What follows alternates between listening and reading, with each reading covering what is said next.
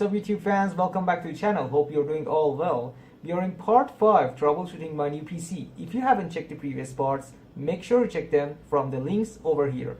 So as I was working on synchronizing the Trident Z RGB memory kits with RGB Fusion, I faced another problem, and that was system stability issues with EasyTune service management. And actually I told Gigabyte about this issue and they sent over their new BIOS for me. I installed it and it was better than the previous one, but it was not quite a perfect BIOS again. Then I decided to reinstall the Windows to see if it can help to have a better performance or not. So I created a bootable USB drive for UEFI BIOS for GPT drives in NTFS format, and when I went to install the Windows, the BIOS couldn't recognize the NVMe drive, so I tried some tips and tricks to see if it can help to solve this issue, but unfortunately there was no success. I contacted Gigabyte and told them about this issue. They gave me some advices, but again no success. So I installed the Windows on an old HDD and also installed EaseOS Partition Manager to see if it can help to recognize the NVMe drive or not. When I format the drive in GPT and MBR mode, again there was no success to recognize the NVMe drive. So I decided to change the NVMe drive slot, and when I changed it and installed it on another M.2 slot, hopefully it worked and I installed the Windows without any issues.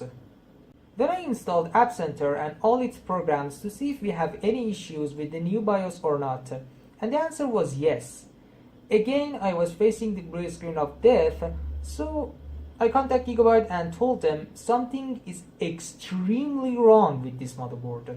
The major problem that's causing the blue screen of death is EasyTune service management, and I suggest not to install App Center at all because it installs EasyTune service management automatically.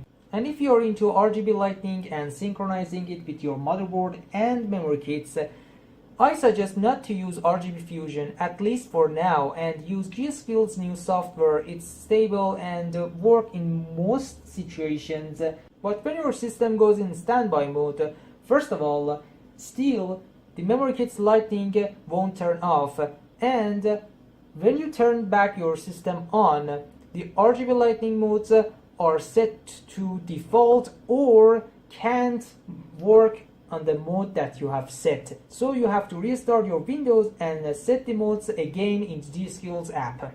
However, Gigabyte and g.skill told me that the new SDK has arrived at the department and Gigabyte will soon release the new software for RGB Fusion. I have had enough of this frustrating troubleshooting, and I wish luck for Gigabyte's technical team to figure out those issues.